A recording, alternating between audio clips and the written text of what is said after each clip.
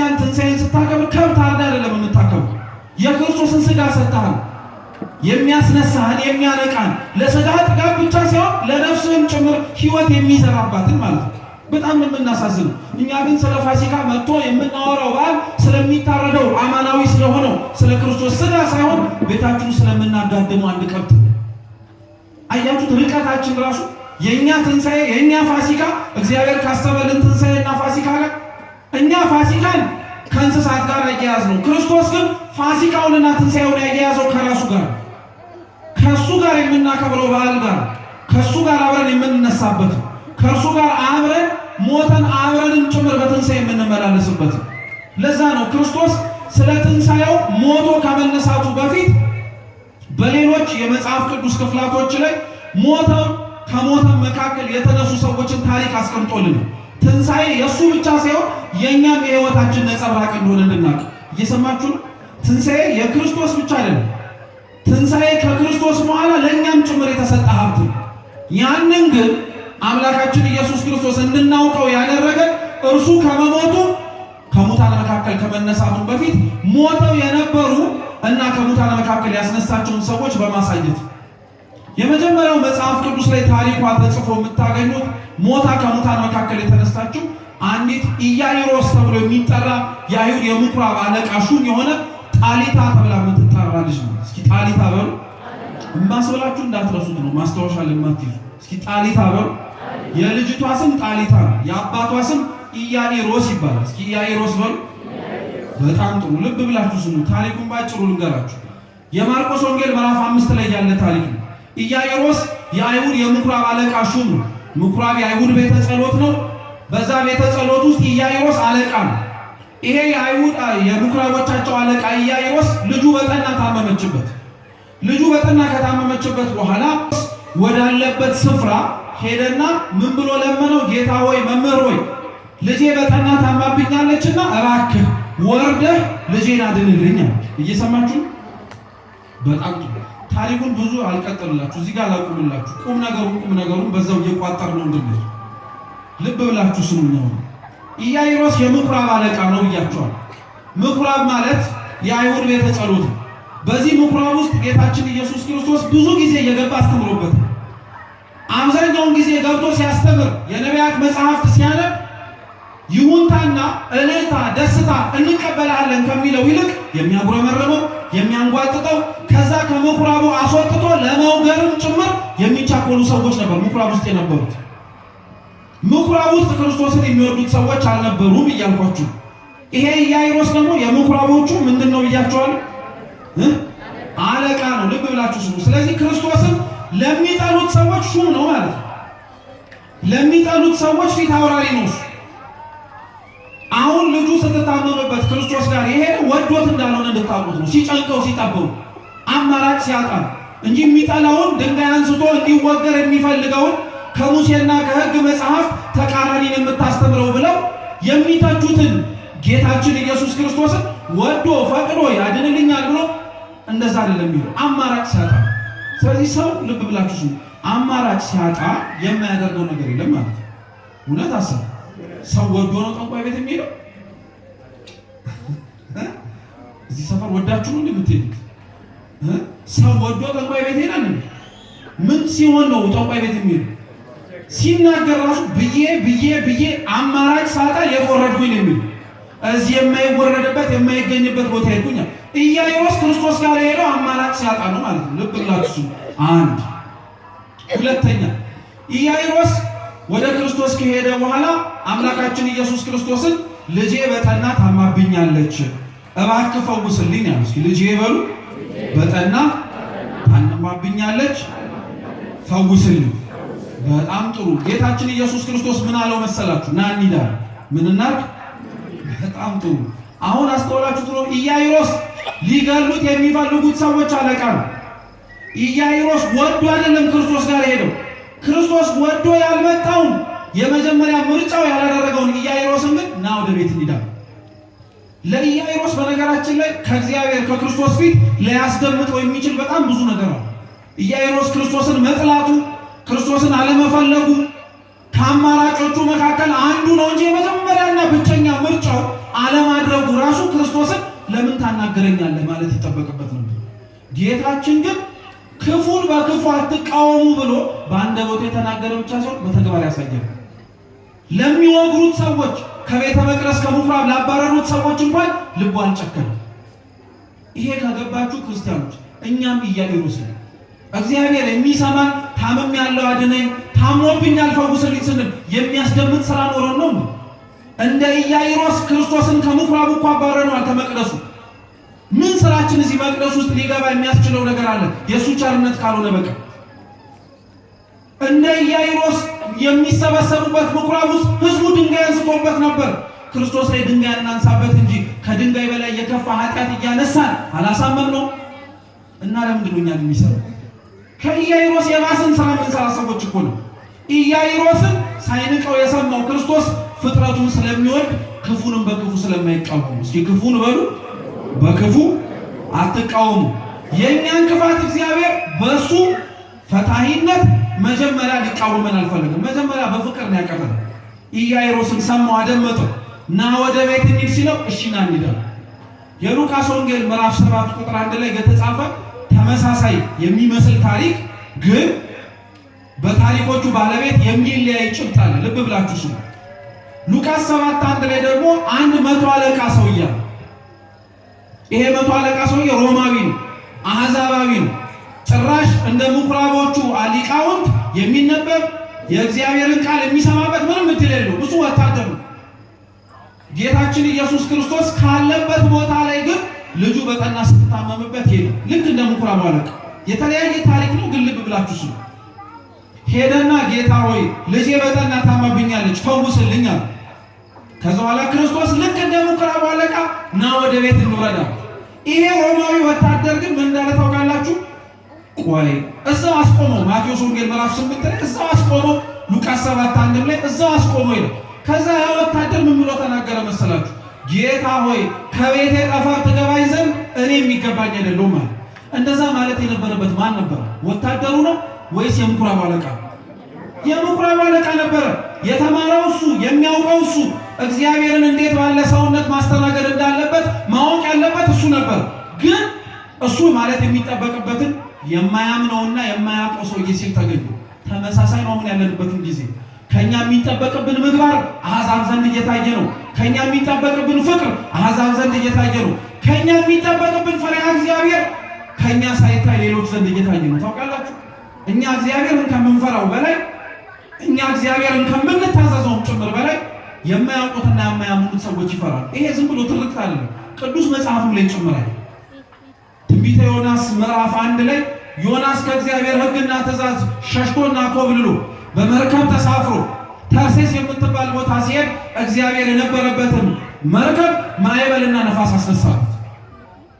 ውስጡ ያሉ ሰዎች በሙሉ ሸክማቸውን እየጣሉ የመርከቢቷን ሸክም ለማቅለል ሞከሩ። ጉዳዩ ግን የሸክም አልነበረም። ከእግዚአብሔር ፊት እየኮበለለ ያለ የዮናስ አመፅ ያስነሳው አውሎ ነፋስ ነበር። እግዚአብሔር ዮናስን ለመመለስ ነው ይህን ሲያደርግ ነበር። ልብ ብላችሁ ስሙ። ልክ ዮናስ ተኝቶ ከውስጠኛው ክፍል በነበረበት ጊዜ ላይ ሰዎቹ ተጨንቀው ውስጥ ሲፈልጉት ዮናስን አገኙት። ዮናስን ቀሰቀሱት። ምንድነው የምትተኛው? ልንጠፋ እኮ ነው። ዮናስ ብዙም አላጉረመረም። ጥፋቱ የኔ ነው፣ እኔን አውጥታችሁ ስትጥሉኝ ሁሉም ነገር ይስተካከላል።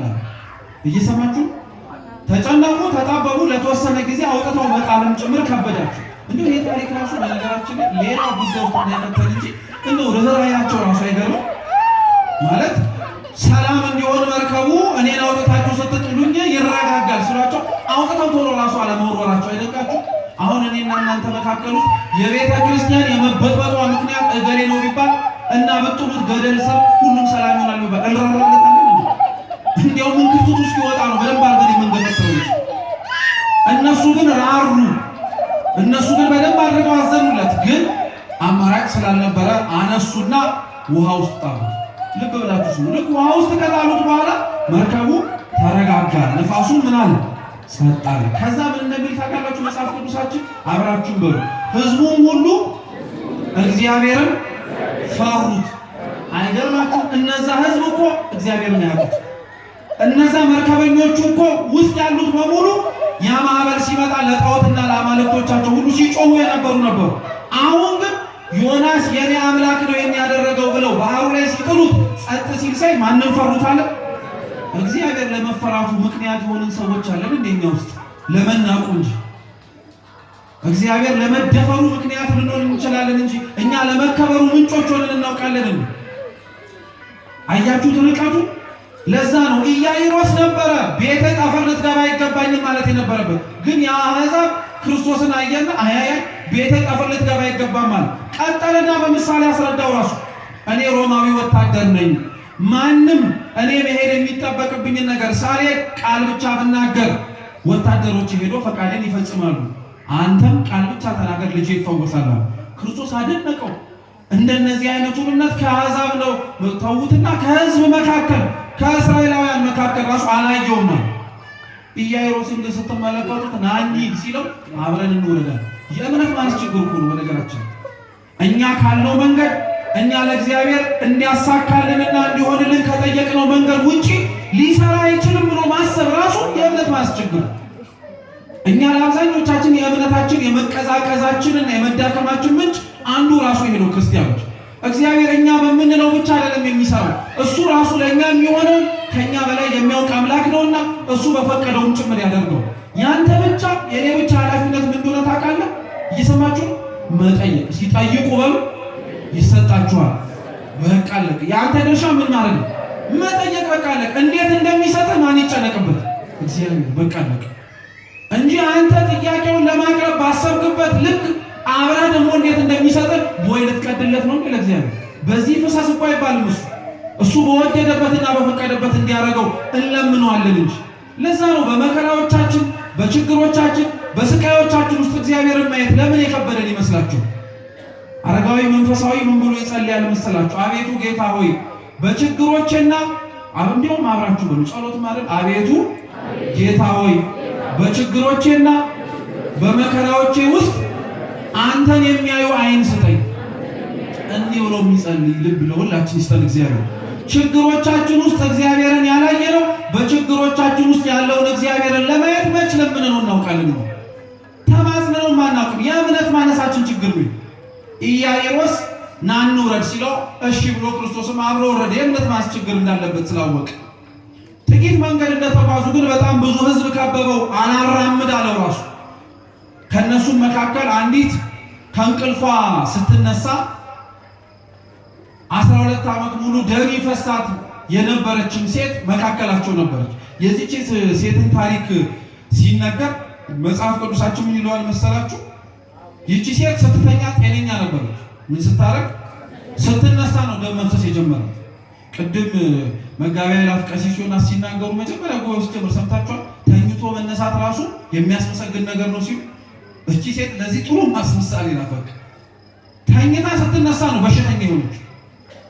ተኝቶ መነሳት የቀለለብን ሰዎች ስላለን ተኝቶ መነሳት አሁን እየለመንን ካሉት ነገሮች ጋር እየተሳካልን ስላልሆነ እያሳነስ ነው ያለን ሰዎች ስላለን ለኛ ተኝቶ መነሳት ቀሎብናል። ስራ ስለሌለን፣ የምንበላው ስለሌለን፣ የምንጠጣው ስለሌለን፣ የምናሽከረክረው የምንገባበት ቤት ስለሌለን እንላለን። ያ ሁሉ ኖረት ተኝቶ መነሳት የከበደው ሰው አለ ነው። ስለዚህ እግዚአብሔር የሰጠን ጸጋ ለማመስገን ተጠቀምበት እንጂ ለማማረር አትጠቀምበት። ይሄቺን ሴት ተኝታ ስትነሳ በሽተኛ ሆነች። በሽተኛ መሆን ብቻ አይደለም፣ አይሁድ እንኳን እንደዚህ አይነቱን በሽታ ቀርቶ በውጭ የሚፈስ ደም የታየ ነውርና ነቀፋ ያለባቸውን ሰዎች እንኳን አያስቀርዱም ነበር። እቺን ሴት ድንጋይ አንስተው ራሱ ሊወግሯት የሚሞክሩ ሴት ናት። ደሟን በመንካቱ ደሟ በሚፈስበት አካባቢ በመኖሩ ንጽህናችንን ታሳድፍብናለች ብሎ ስለሚያስቡ እቺን ሴት ገፍተዋታል። 12 ዓመት መድኃኒት ሊሰጧት እንኳን ባይችሉ ጥሩ የሆነ ፊት አልሰጧትም። ለታማሚ ሰው ክርስቲያኖች መድኃኒት መሆን የማትችሉ ከሆነ ክፉ የሆነ ፊት አታሳዩ ባካችሁ። የምትሰጡት ከኪሳችሁ ብታጡ ፈገግታንና እግዚአብሔር ይስጥህ የሚለውን ምርቃት ለምን ትነፍጋላችሁ? ነገርኩ አይደል እንዲህ አይባልም እኮ ሌሊት ዞር በልልኝ እኮ አይባልም። የሁኔታውና የቦታው ልዩነት ነው እንጂ እኮ ውጭ ወጥቶ የሚጠይቀኝ ሌሊት አንተም እኮ ቤተክርስቲያን ስትመጣ ትመስለዋለህ። እጅህን ዘርግተህ ማንን እየለመንክ እግዚአብሔርን? ታዲያ ለምንድን ነው አንተው ራስህ ለማኝ ሆነ ለማኝ ላይ የምትጨክን? አንተው ራስህ ጠያቂ ሆነ የሚጠይቅ ሰው ላይ ፊትህን የምታጠቁ? እግዚአብሔር ያላረገብን ለምን ሰው ፊት የምናደርገው? ተመሳሳይ ነገር ነው ክርስቶስ እነ እነዚህ ሴቶች እቺን ሴት ላይ ይሄ ሁሉ ሲደረግባት ነበር። አምላካችን ኢየሱስ ክርስቶስን ስታየው ግን ተጽናናች። አላናገራትም፣ አላዋራትም፣ ምንም ነገር እኮ አላላት። በቃ ስታየው እና ያ ሁሉ ህዝብ ሲነካው ምንም አለማጉረምረሙን ስትመለከት ተጽናናች። ስንት ሰው እኮ መሰላችሁ ቤተክርስቲያን ውስጥ ምንም ድምፅ ሳይኖር መጥቶ የሚጽናና? ስንት ሰው መሰላችሁ ምንም አይነት መርሃ ግብር እንኳን ባይኖር ትንሣኤ እንኳን በምናከብርበት ዕለት ላይ ቤተክርስቲያን ደጅ ላይ ተቀምጦ እያለቀሱ በዓሉን ብዙ የሚያከብሩ ሰዎችን እየተጽናኑ አያችሁት። እግዚአብሔር እንኳን ድምፅ አሰምቶ እኛን ሰብስቦ አስተምሮ ቀርቶ ዝም ብሎ ራሱ በዝምታው ማከም የሚችል አምላክ። ዝም ብሎ ሰው ሲነካው አይታ ከዛ በኋላ እኔም የልብሱን ጫፍ ብነካ እድናለሁ አለች። እምነቷ የመነጨው ተሰብካ አይደለም። እምነቷ የመነጨው እንዲህ ብታረጊኝ ትድኛለች ተብላ አይደለም። እምነቷ የመነጨው ሌላ ሰው ሲነካውና ሌላው ሰው ሲተራመስ አየችና እነሱን ያልተጸየፈ እኔንም አይጸየፈኝም ብላ ሄደች። ቀሚሱንም ነካችው፣ የደሟ ምንጭ ደረቀላት። እዛው ቀጠን ያለችው በቃ። ይሄ ነገር በተከናወነበት ጊዜ ላይ እሷንም በሚፈውስበት ወቅት ላይ አምላካችን ኢየሱስ ክርስቶስ መጀመሪያ ተነስቶ ሊሄድበት የነበረበት ቤት ውስጥ የኢያኢሮስ ቤት መልእክተኞች መጡና መምህሩን አታድክመው፣ ልጁ ሞቷል፣ በቃ አሰናብተዋል። መጀመሪያ አባትየው ሲመጣ ልጄ ምን አድርጓል ብሎ ታሟል ብሎ ነው የመጣው። አሁን ደግሞ ልጄ ምን ተደርጓል? ሞቷል። እና አታድክመው፣ አታምጣው የሚሉት ንግግሮች እንደምታዩት መረዳትም አይከብድም። ታሞ ቢመጣ ኖሮ ሊያድነው ይችል ነበረ። ከሞተ በኋላ ግን ምን ለውጥ ያመጣል እንደማለት። ስለዚህ አታድክመው፣ በቃ ሂድ በለው እንደማለት። ክርስቶስ የዚህን ልጅ ህመም እየሰማ ልብ ብላችሁ ስሙ። የዚህን ልጅ ህመም ሰምቶ ከነበረበት ቦታ ተነስቶ ከአባቱ ጋር ወደ ቤቱ እየሄደ ቶሎ ቤቱ ጋር ያልሄደው ማን አዘግይቶት? ማን አዘግይቶት? ልብ ብላችሁ ስሙ። ለሰው ሰውኛው ስታዩት ህዝቡ ያዘገየው አይመስልም? ህዝቡ ባይኖር ኖሮ ቶሎ የሚሄድ አይመስልም? እየሰማችሁ ቶሎ የሚሄድ አይመስልም? ህዝቡ ባይኖር ወይ ያቺ ሴት ቀሚሱን ባትነካው እሷንም ዞሮ ኃጢአትሽ ተሰርዮልሻል ብሎ ባያወራ ምንም ነገር ባይነጋገርና ቀጥ ብሎ ወደ ተነሳበት ዓላማ ቢሄድ ቶሎ የሚደርስ አይመስልም? እግዚአብሔር እንደዛ ይሁን የምትሉ ሰዎች ካላችሁ ምን ማለት መሰላችሁ? እግዚአብሔር አምላክ የጠራውና ውረድልኝ ያለው የጻድቃን የቅዱሳን ጸሎት ምሳሌ ነው ይላል ዮሐንስ አፈወርቅ። እየሰማችሁ እግዚአብሔር የእነሱን ጸሎት ሰምቶ እነሱ የለመኑለትንም ነፍስ የልቡን ፈቃድ ለመስጠት ሲወርድ ግን የወረድኩበትን ብቻ ሳይሆን የሚለው ዙሪያው ላይ ያሉትን ሰዎችን ጭምር ነው ጸሎታቸውን የሚሰሙ። እንዴት አወቅ የምትሉ ከሆነ የተነሳው እኮ የኢያኢሮስን ልጅ ሊያድን ነው እንጂ እሷን ሊፈውሳት አልነበረም። ዛሬ እስከ ቤተክርስቲያን ጉባኤ ተሰብስበን በአንድነት በጋራ የምንጸልየው ለምን ይመስላችሁ? ሰምቷቸው እንደሚወርድላቸው የምናውቃቸው እግዚአብሔር ጽድቃቸውን የሚያውቅላቸው ምዕመናን አሉ። አባቶች አሉ፣ እናቶች አሉ፣ ምዕመናን አሉ። ምንም ጥርጥር የለም። ስለ እነሱ መስማት ብሎ የሚወርደው እግዚአብሔር እግረ መንገዱን ግን ያቺን ሴት ደሟን እንዳደረቀላት እኛንም የኃጢአት ደማችንን ያደርቅልናል ብለን ስለምናምን እንጂ በየትኛው ስራችንን የሚሰማን ተማምነን ሩቅ አትዩሽ። ለምሳሌ ሴት ልጆች ወይም ወንዶች ልጆች ሁላችንም ቅባት ስንቀባ ቅባቱን አፍስሰን የምንቀባው ምናችን ነው? ጸጉራችሁ ላይ ነው እንደዚህ ብላችሁ ቅባቱን የምትሞጅሩት? መጀመሪያ ምናችሁ ላይ ነው የምታደርጉት? ከዛስ ጸጉራችሁ ላይ ቆዳችሁን ትቀቡታላችሁ። ዓላማችሁ ምኑን ለመቀባት ነው ቅባቱ የፈሰሰው? ቀላል እኮ ነው። የጸጉሩን ቅባት ያፈሰሳችሁት ምናችሁን ለመቀባት አስባችሁ፣ ግን ራሳችሁን ለመቀባት ያፈሰሳችሁት ቅባት ምናችሁንም ይነካው በምናችሁ ስለምትቀቡት። ስለዚህ ራሴን ብቻ ይንካኝ፣ ጸጉሬን ብቻ ያርጥብልኝ፣ እጄን አይንካኝ ማለት አትችል። የምትቀባው በምን ስለሆነ ጸሎትም እንደዛ ነው። እግዚአብሔር ሲሰማ ሊሰማቸው ወርዶ ፈቅዶ የሚገኝላቸው አሉ፣ ልክ ራስ እንደሆኑት ንጽህና ቅድስና እንዳላቸው ማለት ነው። ነገር ግን እግረ መንገዱን የቅባቱ ወዝ ከጭንቅላቱ ለእጅ እንደሚተርፈው የጻድቃንም የጸሎታቸው ልመና ለእኛ ለኃጢአተኞቹ ይተርፍልናል። እኛንም እግዚአብሔር ሰምቶን ሄዳል። እግዚአብሔር በቸርነቱ ሁላችንንም ያድምጣል። በመንገድ ላይ ታዲያ እንደዛ ከተባለ በኋላ ክርስቶስ ይበልጡኑ እየፈጠነ ወደዛ ቤት ሄደ። ሲገባ ቤቱ ለቅሶ ቤት ነው፣ ያለቀሱ ነው። እናት አባት፣ ሌሎችም ጭምር እያዘኑ። ለምንድን ነው የሚያዝኑት? ልጃቸው ምን አድርጋለች? ሞታለች። በቃ ስለዚህ ተስፋ የለውም። ያላቸው ብቸኛ ነገር ማልቀስ ነው። እያለቀሱ ክርስቶስ ቤታቸው ውስጥ ከገባ በኋላ ግን የሞተችዋን ልጅ አያትና ምን አለ? ይህቺ ልጅ አንቀላፍታለች እንጂ አልሞተችም አለ። ዙሪያው ቤት ውስጥ የነበሩት ሰዎች በሙሉ ከት ብለው ሳቁ። ልብ ብላችሁ ስሙ። ከት ብለው ሳቁ። ለምንድን? በሞትና በእንቅልፍ መካከል ያለውን ልዩነት ስለሚያውቁ።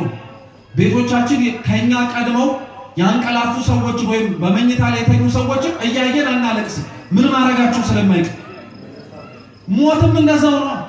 የሚነቁበትን ጊዜ አላወቅም እንጂ ምን ማድረጋቸው አይቀርም፣ መንቃታቸው አይቀርም፣ መንቀስቀሳቸው አይቀርም። ስለዚህ ክርስቶስ ተኝታለች እንጂ አልሞተችም አሉ። ሁሉም ሳቁበት፣ ሁሉም ሳቁበት ቤት ውስጥ። እንግዲህ አስቡት፣ ከዛ ሁሉ ለቅሶ ነው ግልብጥ ብሎ መሳቅ የጀመሩት። እንደው እንዴት አይነት ሀዘንተኛ ራሱ እንደሆነ እንደው ያስተዛዝባል ራሱ። ከዛ ሁሉ ለቅሶ ዋይዋይታ የሰሙትን ነገር ማመን ከብዷቸው የሚስቁ ሰዎች ነበሩ። ክርስቶስ በጣም የሚገርማችሁ በጣም ብዙ ቦታዎች ላይ ሙታንን ለማስነሳት የሄደባቸው ስፍራዎች ላይ የነበሩት ሰዎች የሚነሱትን ሰዎች መነሳት አያምኑም ነበር። አሁን የጣሊታ ቤተሰቦች ሳቁ። የሉቃስ ወንጌል ምዕራፍ 7 ላይ የነበረችው አንድ ብቸኛ ልጇን ለመቅበር ትሄድ የነበረችው እናት ክርስቶስ አታልቅሺ ሲላት ብሶት ነበር ማውራት የጀመረችው። እየሰማችሁ አልዓዛርን ከሙታን መካከል ሊያስነሳው ሲሄድ ወዳጅ አልዓዛርን የት ነው የቀበራችሁት አሳዩኝ ሲል ይሸታል አለ። እየሰማችሁ ሁሌም ክርስቶስ ሊያስነሳቸው የሚሄዱ ሰዎች ጋር ከፊት ለፊታቸው የእነሱን የመነሳትን ነገር ግራ የተጋቡ ሰዎች ታያላችሁ። የጣሊታ ቤተሰቦች ይስቃሉ። የዛ ጎበዝ እናት አታልቅሺ ስትባል ብሶት ታወራለች። የአልዓዛር እህቶቹ ደግሞ ይሸታል ተወው ይሉታል። ክርስቶስ ግን ሸተተም፣ ሰው አጉረመረመም፣ ሳቀም። ሊቀሰቅሳቸውና ከሙታን መካከል ሊያስነሳቸው የመረጣቸውን ሰዎች ከማስነሳት ማንም አላዘገኝም። ጣሊታን አንቺ ልጅ ሁሉም በሳቁበትና ሁሉም ሲስቁበት በነበረበት ቤት ላይ ጣሊታ ጣሊታ ተነሻል አፈፍ ብላን የተነሳችው። ሰው ከእንቅልፉ እንደሚነቃ ቀጥ ብላን የተነሳችው። ክርስቶስ እስከዛ በኋላ ምን እንዳለ ታውቃላችሁ? የምትበላውን አምጡላት አለ። እስኪ የምትበላውን በሉ ምን አርጉላት? ሰው ለመጀመሪያ ከእንቅልፋችሁ ስትነሱ መጀመሪያ የምታደርጉት ነገር ምንድን ነው? ታው ጸሎቱን ቤተክርስቲያን ስለሆነ ነው እንደዛ ያላችሁት፣ ችግር የለውም። መጀመሪያ ከእንቅልፍ ስትነሱ መጀመሪያ ምንድን ነው የምታዩት? ጋቢ ምግብ ነው። በቃ ምንም ጥርጥር እኮ የለውም። ሰውና እኮ ምን ሆናችሁ ነው ይሄን ያክል ራበን ብላችሁ ደግሞ ልትበሳችሁ ነው እንዴ? ከእንቅልፋችሁ ስትነሱ መጀመሪያ የሚሰማችሁ ስሜት ምንድን ነው? ሆዴ ባዶ ነው የሚል ስሜት ይሰማል። ለዛም ነው እኮ ልክ ጸሎትን አድርገህ ከጨረስክ በኋላ ምን የምታረግ በቃ ወቅቱ ከሆነ ትበላለህ። የተኛ ሰው ሲነሳ ለጎደለ ሆዱ ምግብ እንደሚፈልገው ሁሉ የሞተውንም ሰው ያቺን ሴት ከቀሰቀሳት በኋላ ክርስቶስ ምግብ አምጡላት ያለው አንደኛ የእውነት እንዳስነሳት እንዲያውቁ፣ ሁለተኛ ምግብ አምጡላት ያለው ሞት ተብሎ የሚጠራው የሥጋና የነፍስ መለየት ብቻ አይደለም፣ ከእግዚአብሔር የመራቅም ነገር ነው። ከእግዚአብሔር የራቁ ሰዎች የእግዚአብሔርን ድምፅ ሰምተው ሲነሱ እውነት ተነስተዋል ተብሎ የሚነገርላቸው ምግብ የተባለ ሥጋና ደሙ ሲበሉ። ለምን ይመስላችኋል ቤተክርስቲያን ትንሣኤን በቅዱስ ሥጋና በክቡር ደሙ የምታከብረው? እውነተኛ የጾሙት ጸዋሚያን እውነተኛ ጾሙንም ጭምር የሰነበቱ ክርስቲያኖች ፋሲካቸውን የሚያከብሩት ከተኙበትም የኃጢአት አልጋ መነሳታቸው የትንሣኤ ምስክር የሚሆነው የሚበሉት የማንን ሥጋና ደም ሲሆን እንጂ ቤታችን ያረድነውን ዶሮና በግ ስንበላ ብቻ ነው። አያችሁት ምን ያክል እንደራቅ? አያችሁት ከበዓሉ ራሱ እንዴት ምግብ ተብሎ ሲተረጎም ለሥጋና ለደሙ ነው እንጂ እኛ በዓሉን ለመፈሰክ የምንጠቀማቸውን እንስሳት ለማለት አይደለም። ስለዚህ ክርስቶስ ትንሣኤን ምስክር አድርጎ ትንሣኤውንም በዓል ማክበር የጀመረው ከሱ በፊት በሰዎችም ቅድም ያልኳችሁ ሁለተኛም ክርስቶስ ከሙታን መካከል ያስነሳው ያጎበዝም ለክርስቶስ የትንሣኤ ምልክት አንድ እሱ ላይ ታሪክ ብቻ ጭብጡን ልንገራችሁ። ያጎበዝ የሞተውና ያጎበዝ ያረፈበት ስፍራ ላይ ክርስቶስ በቃሬዛ ተሸክመውት ሊቀብሩት እየሄዱ ከእናቱ ጋር ነው ያገኛቸው። እናቱን እንዳልኳቸው አታልቅሺን አላት። ወዳጆቹን ደግሞ ቃሬዛውን የተሸከሙትን ሰዎች አስቆማቸውና ቃሬዛውን ነክቶ አንተ ጎበዝ ተነሳ። ጉዳዩ የማስነሳት ብቻ አይደለም። በነገራችን ጉዳዩ የማስነሳት ብቻ ቢሆን ክርስቶስ በቃሉን ያዘዘው እንጂ ያሙት የተነሳው እጁን ቃሬዛው ላይ ስላሳረፈ ብቻ አይደለም። እየሰማችሁ ነገር ግን ጌታችን ኢየሱስ ክርስቶስ እናቱን አታልቅሽ ካላት በኋላ ቃሬዛውን እጁን የነካውን ቅዱስ ቄርሎስ ዘእስክንድርያ ሲተረጉምና ሲያስተምር ምን ብሎ ይናገራል? ክርስቶስ በእጁ የነካው እንጨት ድምፁን ሲያሰማ ያ ጎበዝ ከሙታን መካከል እንደተነሳ ሁሉ እጁ ሳይሆን አካሉ ያረፈበት ቅዱስ መስቀል ላይ ሆኖ ደግሞ አሰምቶ ሲጮህ የማቴዎስ ወንጌል ምዕራፍ 27 ላይ ከ500 በላይ ሙታን በኢየሩሳሌምና በዙሪያው የነበሩ ተነስተዋል። አልተነሱ? አያችሁ፣ ከመሆኑ በፊት የተነገረ ትንቢት ነው። እንጨቱን የነካው መስቀሉ ላይ ሰውነቱ እንደሚያርፍ ለመናገር ነው። አንተ ጎበዝ ተነስ ያለው በኋላ ተሰቅሎ አሰምቶ ተፈጸመ ብሎ ከመናገሩ በፊት ሲጮህ አምላካችን መድኃኒታችን ኢየሱስ ክርስቶስ ድምፁን ሰምተው የተነሱትን ሙታንን ምሳሌ ለማድረግ አንደኛው እንድታውቁት የሚያስፈልገው እሱ ነው። ሁለተኛው እቺ እናት ብቸኛ ልጇን ነበር ስታለቅስ ነበር። ምንኛ ልጇን አልኳችሁ? በጣም ጥሩ። እቺ እናት ቅዱስ ዮሐንስ አፈወርቅ ቤተክርስቲያን ናት ይላል። የሞተባት ብቸኛ ልጇ ስለሆነ ታለቅሳለች። በተለይ ልብ ብላችሁ አዳምጡ። እንዲህ አይነት መርሃ ግብራት ሲዘጋጅ ተጠርተን የምንመጣ ሰዎች ለምን ቤተክርስቲያን እንደምትጠራ ልንገራችሁ። ጉባኤ የትም ሲዘረጋ ምዕመናን ኑ የምንባለው፣ ኑ ገብታችሁ ተማሩ የምንባለው የምንሰማው የእግዚአብሔር ድምፅ ስለሆነ ነው። ሁለተኛው ግን የምትጠራን እናታችን ቅድስት ቤተክርስቲያን እያንዳንዳችንን የምትጠራን እንደ ብቸኛ ልጇ ስለምታይ ነው። እንደ ምንኛ ልጇ? አትገርማችሁም? ቤተክርስቲያን አሁን እዚህ ቤተክርስቲያን ውስጥ ጥቅጥቅ ብለናል። ስለተጠቀጠቅነው ህዝብ ተብሎ የወጡትን ሰዎች የራሳቸው ጉዳይ እነዚህ ቢያንሳሉ ብላ ታውቃለች ቤተክርስቲያን? አታውቅም። ምክንያቱም አንተ ለቤተክርስቲያን ብቸኛ ልጇ ሆነ ስትመጣ ደስ እንደምትሰኘው ሁሉ መኖር ተገኝቶበት የታጣውን ወንድምህንም ቤተክርስቲያን እያየች እንደ ብቸኛ ልጇ ነው የምታለቅስልህ።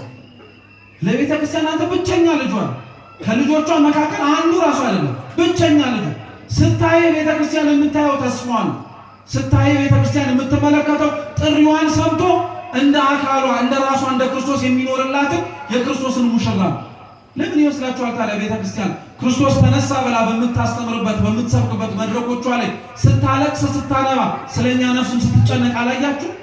ልጅ በስቶላት ቤተክርስቲያን እኮ ተጽናንታ አታውቅም። ዓለሙ ሁሉ እንዲድን የምትፈልግ ስለሆነች ስለ ሁላችን ታለቅሳለች እንጂ። እውነቴን እምላችሁ ክርስቲያኖች ልብ ብላችሁ ስሙ። ስለማንም ብላችሁ መለወጥ ባትፈልጉና ባትችሉ ስለ ቤተክርስቲያን ስለምታፈሰው እንባዋ ብላችሁ ተለወጡ። ቤተክርስቲያን ሁላችንም ላይ ብዙ ደክማብናለች። ሰው በጣለን ጊዜ አንስታናለች። ሰው በገፋን ጊዜ ሰብስባናለች። ሌሎች ተስፋ ቆርጠው ጸበልን ጣለው ብለው በሄዱ ጊዜ ላይ የተጣለው ሰውነታችንን አክማ ሰውነት ዘርታ መልሳናለች። እውነት አስብ። ለእሷ ብለህ መኖር እንዴት ይከብዳል ታዲያ? ቤተክርስቲያን መረጠችን አኖረችን። አንተ እንዴት ቤተክርስቲያንን መምረጥ ይከብዳል? አንተ እንዴት የትንሣኤውን ጌታ መምረጥ ይከብዳል? ለዛ ልጅ ያስተማረው እሱ። ሶስተኛው ክርስቶስ ከሙታን መካከል ያስነሳው ደግሞ አልዓዛር ነው። አልዓዛር የተቀበረ ነው። ጭራሽ ራሱ የተቀበረበት ቦታ ላይ ግን አምላካችን ኢየሱስ ክርስቶስ አሁንም ሄዶ ከሙታን መካከል ድንጋዩን አንከባሉለት ብሎ አልዓዛርን ከነ መግነዙ ናውጣ ብሎታል። ልብ ብላችሁ ስሙ ክርስቲያኖች። ጭብጡ ምን መሰላችሁ? እንዳልኳችሁ ትንሣኤ የክርስቶስ ብቻ በዓል ሳይሆን የማንም በዓል ነው ብያችኋለሁ። የእኛም በዓል ተመልከቱ። ጌታችን ኢየሱስ ክርስቶስ በቤት ውስጥ የሞተችውን ልጅ ቀስቅሶ አስነስቷል። ሊቀብሩት መንገድ ላይ ተሸክመው የሚጓዙትን ያንን ጎበዝ ጎልማሳ አስነስቷል። በፍጻሜውም ደግሞ ተቀብሮ የሰነበተውን የ4 ቀን ሬሳ ጌታችን ኢየሱስ ክርስቶስ ምን አድርጓል? አስነስቷል። እየሰማችሁ ነው? ምን አድርጓል? አስነስቷል። አምላካችን መድኃኒታችን ኢየሱስ ክርስቶስ እነዚህን ሙታን ሲያስነሳ እያስነሳቸው ያለው ትንሣኤና ሕይወት እንደሆነ ምስክርነት ለመስጠት፣ በመቀጠል ደግሞ ክርስቲያኖች ይሄንን አምላካችን ኢየሱስ ክርስቶስ ሲያስነሳቸው የነበረው ሁላችንንም ሞተን እንደማንቀርና በቅዱስ ቃሉ እንደሚያስነሳን ለማወቅ አልዓዛርን ያስነሳውን ድምፅ፣ ጣሊታን የቀሰቀሳትን ድምፅ፣ ያንን ጎበዝ ከተሸከሙበት ቃሬዛ ላይ ያነቃው ድምፅ ዛሬ የምትሰሙት የእግዚአብሔር ድምፅ ነው። ሁላችንም ከተቀበርንበት መቃብር ሰዎች ተሸክመውን ሊቀብሩን ከሚሄዱት ኃጢአት እንዲሁም ደግሞ ቤት በተባለች በቤተ ክርስቲያን ውስጥ ያንቀላፋን የሞትን ሰዎችን ቀስቅሶ የሚያስነሳን የማን ቃል ነው? የእግዚአብሔር ቃል። ይሄንን ቃል ነው የምንሰማው፣ ይሄን ቃል ነው የምናዳምጠው። በዚህም ቃልም ጭምር ነው ካለንበት ከተኛንበት የኃጢአት አልጋችን ላይ ተነስተን የተገነዝንበትንም የኃጢአት ገመድ እግዚአብሔር አምላክ ፈቶ በካህናት ስልጣን ያመላልሰናል። ምን ክርስቲያኖች እንዳትረሱ። የትንሣኤው ትክክለኛ የትንሣኤው የመጀመሪያ ምስክሮች ቅዱሳት መጽሐፍት ሳይሆኑ ሰዎች ነበሩ። እየሰማችሁ ክርስቶስ መጀመሪያ ከሙታን የተነሳባት ምሽት ላይ ማን ነበረች ሄደች? ማርያም መግደላዊት ነው አይደለም? መጀመሪያ ክርስቶስ ከሙታን መካከል ተነሳ ብላ በሐዲስ ኪዳን ከነቢያት ትንቢት ቀጥሎ የሰበከችው ማን ነው? የትንሣኤው ምስክር ሰዎች ነበሩ ማለት ነው።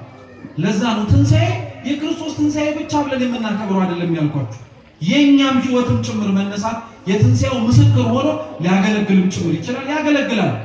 ስለዚህ ትንሣኤውን 55 ቀናት ስናከብር 55ቱንም ቀናት እንደ አንድ ቤተክርስቲያን ስታከብር አድሎት የክርስቶስ ትንሣኤ በተሰበከበት ምሽት ላይ ዕለት ላይ ቅዱስ ሥጋውን ክቡር ደሙን ተቀብሎ ያልተነሳ ሰው ተጨማሪ 55 እድል አለ ቀናት የመነሳት። እነዚህን ቀናት እንዲሁ ኃጢአት የምንሰራበት አይደለም ያልኳችሁ። ለዛ እየተዘጋጀን በቅዱስ ሥጋው በክቡር ደሙ እየታተምን የመንፈስ ቅዱስን ጸጋ ከላይ ከሰማያት እንዲወርድልን የምንማጸንበት አምላካችን ሁሉ እግዚአብሔር ይህን ለሁላችንም ትንሣኤውን የሕይወታችን ትንሣኤ ያድርግልን። የሰማነውን በልቦናችን ሰሌዳ ይጻፍልን። አምላካችን መድኃኒታችን ኢየሱስ ክርስቶስ የሁላችንንም ፍጻሜ ያሳምርልን።